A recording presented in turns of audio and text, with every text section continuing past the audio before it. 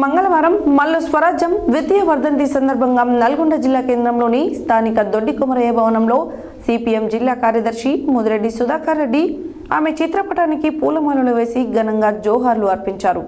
అనంతరం జరిగిన సభలో ముదిరెడ్డి సుధాకర్ రెడ్డి మాట్లాడారు. మంగళవారం మల్లు స్వరాజ్యం ద్వితీయ వర్ధంతి సందర్భంగా నల్గొండ జిల్లా కేంద్రంలోని స్థానిక దొడ్డి కుమరయ్య భవనంలో సిపిఎం జిల్లా కార్యదర్శి ముదిరెడ్డి సుధాకర్ రెడ్డి ఆమె చిత్రపటానికి పూలమాలలు వేసి ఘనంగా జోహార్లు అర్పించారు. అనంతరం జరిగిన సభలో ముదిరెడ్డి సుధాకర్ రెడ్డి మాట్లాడుతూ మల్లు స్వరాజ్యం కమ్యూనిస్టు సిద్ధాంతాలను దృఢంగా నమ్మి 16 ఏళ్ల వయసులో ఉద్యమంలోకి వచ్చారన్నారు. తెలంగాణలో భూమి భుక్తి వెట్టి చాకరీ బానిసత్వానికి వ్యతిరేకంగా సాగిన ఉద్యమంలో ఆమె పాల్గొన్నారన్నారు. తర్వాత కాలంలో గెరిల్లా పోరాటంలో మహిళలను నేర్చుకోవటం, వారికి శిక్షణ ఇవ్వటంలో ఆమె కీలక పాత్ర పోషించిందన్నారు. రాష్ట్రంలో సారా వ్యతిరేక ఉద్యమంలో చురుకుగా పాల్గొన్నారు. 2 సార్లు ఎమ్మెల్యేగా గెలిచి ప్రజా సమస్యలపై వాణి వినిపించారన్నారు. శాసనసభలో సైతం ఆమె అడిగిన ప్రశ్నకు ప్రభుత్వాలు గడగల్లాడేవన్నారు. నైజాం నవాబు పాలనలో అరాచకాలు, రజాకార్ల దౌర్జన్యాలకు వ్యతిరేకంగా జరిగిన ఉద్యమాన్ని మల్లు స్వరాజ్యం ముందుండి నడిపించిందన్నారు. వీర తెలంగాణగా రైతాంగ సాయుధ పోరాటంలో కామ్రేడ్ మల్లు స్వరాజ్యం తుపాకీకి పట్టి నైజాం సంస్థానికి వ్యతిరేకంగా ప్రజాకారులకు సింహస్వప్నంగా నిలబడ్డారని తెలిపారు. తెలుగు రాష్ట్రాలలో ప్రజా ఉద్యమాల నిర్వహణలో ముఖ్యంగా మహిళలకు స్వరాజ్యం జీవితం ఆదర్శనీయమని తెలిపారు. నాటి డిమాండ్లే నేటికి అపరిష్కృతంగా ఉన్నాయన్నారు. భూమి కోసం, ఇంటి కోసం సంవత్సరాల తరబడి కమ్యూనిస్టులు పోరాటం చేస్తున్న ప్రభుత్వాలు కల్పించడంలో విఫలమైందన్నారు. వీర తెలంగాణ సాయుధ పోరాటంలోని కమ్యూనిస్టులు 10 లక్షల ఎకరాల భూమిని ప్రజలకు పంపిణీ చేశారని గుర్తు చేశారు.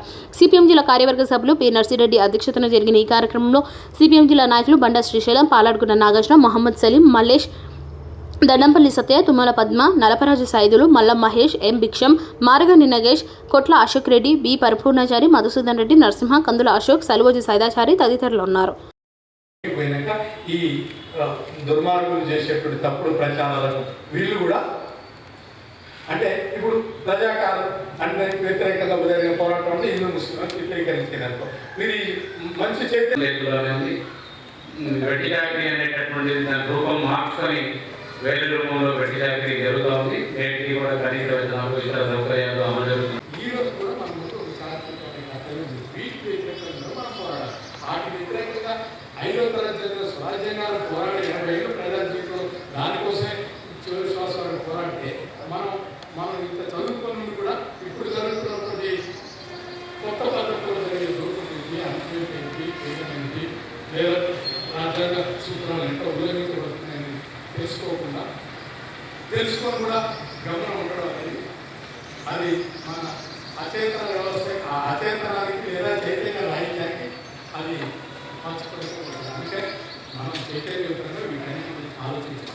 ఇప్పుడు కూడా కొన్ని కర్తవ్యాలు విషయాన్ని దానికోసం మీరు మీ లైఫ్లో ఏదైనా టైం చేయగలిగినా లేదా ఏ రంగంలో ఉన్నా ఈ ఎప్పుడు తీసుకువెళ్తున్నా ప్రజలకు జాగ్రత్త ఈ హక్కుని సాధించుకోవాలి. ప్రజలకు ఉపయోగపడేది మీరు కూడా ఆ రకంగా వాయిస్ చేయాలి తప్ప మీరు ఉద్యోగాలు ఉన్నాయి కాబట్టి ఇక్కడ ఏంటంటే